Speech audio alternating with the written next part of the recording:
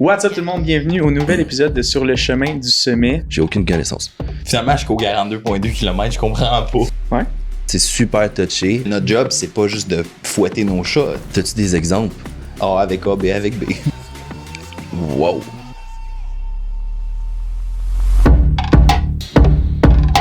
What's up tout le monde, bienvenue au nouvel épisode de Sur le chemin du sommet. Les nouveaux studios aujourd'hui, Studio 67 à Blainville. On va faire les prochains épisodes dans ce petit studio cosy-là. Comment ça va les gars? Ça va bien, ça va bien. Ça va très bien, vous? Ça va bien aussi. Vous? Ben, vous êtes deux, right? Ouais.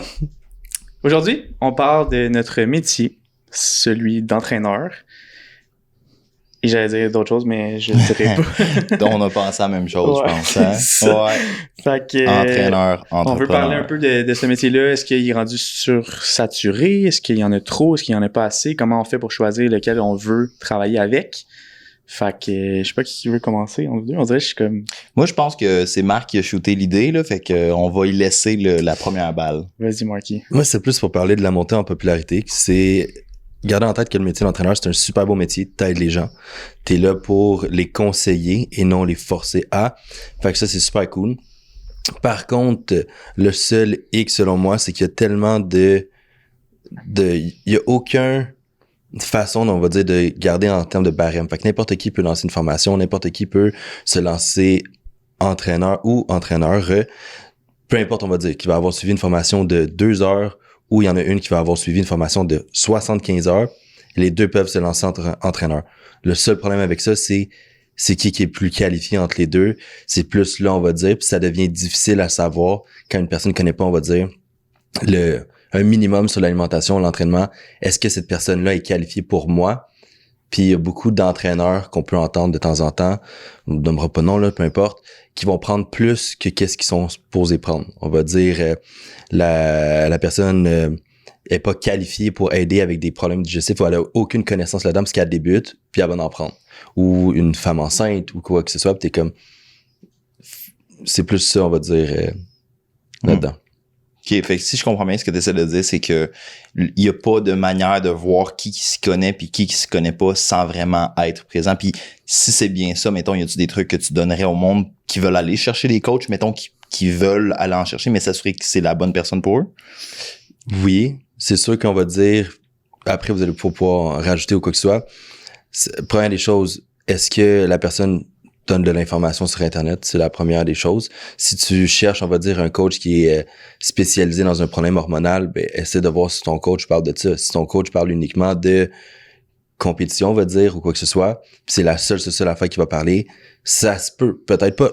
Après, ça reste à voir ou quoi que ce soit, mais que c'est peut-être pas la meilleure personne. Si tu entends des échos comme quoi cette personne-là est, on va dire, il y a eu des mauvais feedbacks ou quoi que ce soit avec, pour une majorité, pose-toi la question. Après, c'est assez complexe parce que aussi ça fit avec le style de personnalité de chacun ou quoi que ce soit. C'est plus d'arriver puis de regarder qui, ben, de pas avoir peur nécessairement de se poser la question. Ça fait combien de temps que t'es coach? Est-ce que t'es dans une équipe? Ça, déjà là, ça veut dire pour beaucoup, quelqu'un qui est dans une équipe, souvent, il y a déjà un minimum de connaissances où il est backé par d'autres personnes en cas de besoin ou quoi que ce soit. Ouais. C'est quand même touché, sachant que c'est pas un métier où il y a un ordre professionnel. C'est Tu surtout vas regarder ça. psychologues, tu vas C'est regarder surtout les ça. médecins, ils ont un ordre fait qu'ils sont régis par un ordre, esti. Puis, puis même là, s'il y avait un ordre, ça serait probablement, ceux qui ont le bac en kin. Mhm. Puis là, les trois, en on nutrition. serait dans la marde. Ouais. on serait genre pas valide. Moi, j'ai une affaire, excuse-moi. Est-ce que vous en avez déjà coaché des kin? Ouais.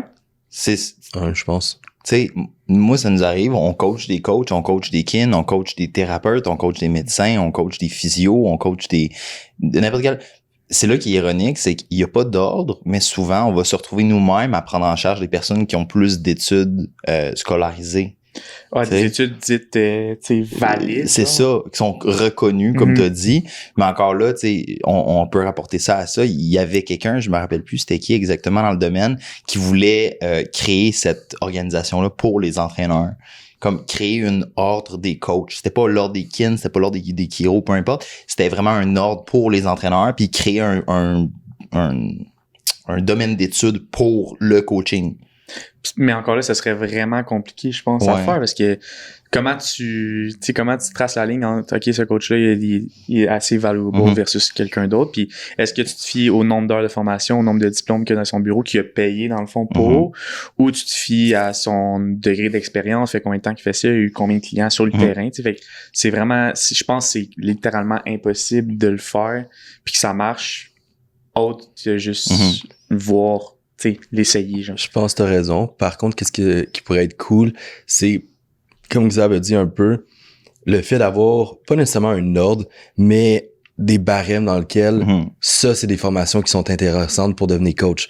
Parce que il y en a des formations qui ont été excellentes, qui ont apporté énormément de connaissances, puis il y en a d'autres aussi qui servaient absolument à rien. Ou quoi que ce soit quasiment, là, dans un sens. Pas nécessairement que nous, on a fait, mais que t'entends parler que telle personne a lancé ces formations, quoi que ce soit, pis t'es comme, c'est juste là pour faire de l'argent, puis le blabla qu'il y a dedans est pas, on va dire, intéressant ou quoi que ce soit. Fait que c'est sûr que, comme tu as dit, c'est super touché. Moi, je pense plus c'est surtout basé sur un mix de tout ça. On va dire, parce qu'il y a beaucoup de personnes qui vont avoir suivi du mentorat qui n'auront pas nécessairement de papier ou quoi que ce soit, puis ça, des fois, ça vaut plus qu'une seule formation, tout ça. Si ton ou ta coach aussi se forme en continu, ça veut dire pas beaucoup. Quelqu'un qui a juste fini une formation de 5 heures il y a 20 ans, puis que maintenant, il continue à être coach. Oui, tu as une base d'expérience, mais à un moment donné, tes connaissances plafonnent. À moins que tu continues à te former. Fait que si cette personne-là continue pas à se former, c'est sûr qu'à un moment donné, ça plafonne en termes de connaissances ou d'aide qu'elle peut aller chercher. Puis c'est correct. C'est juste d'aller chercher du coach lui-même ou d'elle-même, peu importe, d'être en mesure de dire, ça, c'est hors de mes connaissances. Je vais te conseiller à quelqu'un d'autre qui a plus de connaissances dans le domaine. Comme je vais te donner un exemple par rapport à moi. Si quelqu'un vient me voir pour la compétition pure et dure, j'ai aucune connaissance. J'ai aucune idée parce que je m'informe pas là-dessus, ça m'intéresse pas. Fait qu'à la place, je vais le référer à Xav qui s'intéresse à ça. Fait que c'est d'être assez, j'ai pas le nom. Humble dans un sens, puis juste comme honnête à dire, hey, écoute, pour toi, selon tes objectifs, selon qu'est-ce que tu me dis, j'aimerais ça te prendre, je pense que le fit est bon, mais je suis pas la bonne personne pour t'aider. Ça, c'est une personne qui est plus qualifiée que moi pour ta situation spécifiquement. Puis la réalité, c'est que ce métier-là, c'est un métier tellement plein d'ego, genre. Fait que les coachs qui sont prêts à faire ça, de comme, hey, pour vrai, je suis pas la meilleure personne pour t'aider. Telle personne pourrait possiblement mieux t'aider. C'est malheureusement quelque chose qui est rare. Ouais, c'est parce que, tu sais, moi, j'y pense, là. T'as une business en arrière de tout ça. T'as une business en arrière de la formation. Veut pas, ça prend du temps, puis ça prend des connaissances, des ressources, faire ça. Fait que le monde qui vont les pousser, ben, ils veulent pas, oui, ils doivent faire de l'argent pour repayer leur temps. Les coachs, même chose. Les clients veulent pas, ils veulent les aider, ils sont passionnés de ça, mais veulent pas, il y a une business en arrière de ça aussi. Fait que, tu sais, faut voir, moi, c'est un peu la réponse à la question que j'ai posée. Comment savoir si la personne avec laquelle tu veux travailler est bonne ou non? Ben, c'est quoi ses valeurs, puis qu'est-ce qu'elle représente, puis qu'est-ce qu'elle fait? Tu sais, moi, ça m'est déjà arrivé, un moment donné, j'avais un client qui était venu me voir récemment. Le gars, il me parle. Puis, écoute, j'ai eu plein de coachs, ça n'a jamais marché, tout. Ils ont tout le temps eu la mauvaise approche. Je dis, OK, cool. Je dis, ton premier mois va être gratuit. Il me dit, hein? Je suis comme, non, je te trust. Il me dit, quoi? Je dis, check, moi, je suis pas ici pour faire du cash sur toi, je suis ici pour t'aider. Fait que si je te charge du cash pour t'aider, mais ça a jamais, c'est comme, vous comprenez un peu ce que je veux dire? Ben, le gars, c'est drôle, à date, ça fait 2 semaines qu'il a suivi ta diète, il a perdu du poids, ça va super bien, puis j'ai eu le feedback. Il a jamais eu ça. Fait que j'ai donné un mois gratuit. Je ferais pas ça à tout le monde, mais pour cette personne-là, puis il va en apporter dans le futur des ressources. C'est un gars assez présent sur les médias. Mais tout ça pour dire que faut que tu ailles chercher quelqu'un qui a les bonnes valeurs pour ce que tu veux puis ce que tu as besoin. Puis quelqu'un qui s'arrête pas à dire ça c'est bon, ça c'est pas bon, ou fais ci, fais ça, ou moi je sais, fait que fais ça. Tu sais, faut être altruiste un peu dans cette pratique-là. Je pense que c'est ce qui manque surtout ces temps-ci, c'est que le monde se lance là-dedans pour faire de l'argent, ce qui est correct, mais ils vont promouvoir via les médias sociaux les mauvaises choses, les mauvaises approches pour quelque chose qui sont comme pas, peut-être, comme tu as dit, à l'aise avec, ils ont pas peut-être les connaissances, puis ils vont essayer de guesser. Ça peut être bon quand tu t'y connais, mais quand tu te lances là-dedans, ça peut être un petit peu touchy, là. Je sais pas ce que vous en pensez.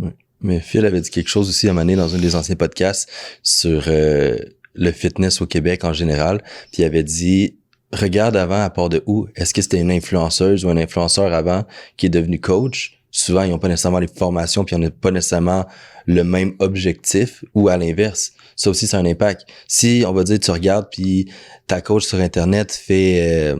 c'est une influenceuse à la base, puis elle fait juste des vidéos d'elle qui montre ses fesses, ou lui qui montre ses abs, peu importe, pour essayer d'avoir de la visibilité, puis c'est ça, être coach. Non, c'est pas ça être coach. Ça, c'est juste montrer ton physique, t'es en shape, t'es un bon athlète, mais pas nécessairement un bon coach. Après, peut-être que ces personnes-là sont bons aussi à voir, mais reste que des fois, ça peut amener à confusion.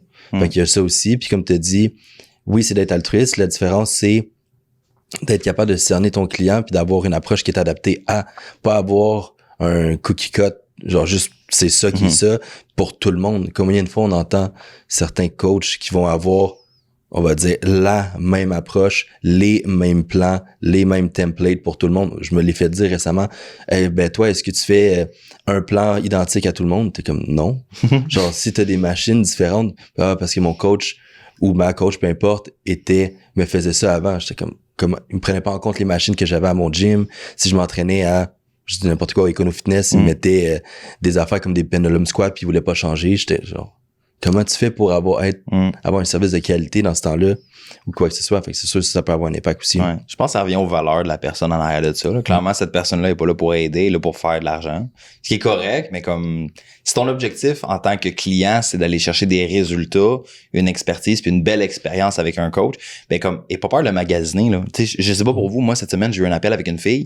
Puis là, comme, OK, bon, ben, qu'est-ce que je fais maintenant si je veux? Je suis comme, ben, moi, je te recommande de prendre le temps de magasiner, d'aller voir d'autres mondes, comme, va faire le tour du marché puis check ce que tu vibes le plus avec parce qu'à la fin de la journée, tu sais, t'as beau avoir comme un coach qui a plein de connaissances, un coach qui a plein de résultats, tout, faut que tu aies une bonne relation avec eux aussi, tu sais. C'est quelque chose qu'on se fait dire souvent les trois comme hey, je me sens cool, on dirait que je parle à un chum, tu sais, c'est comme on essaie de rendre ça agréable pour faire passer mieux le message parce que notre job, c'est pas juste de fouetter nos chats, tu sais, c'est de donner une belle approche puis de comment je peux dire en anglais, empower notre clientèle, tu sais.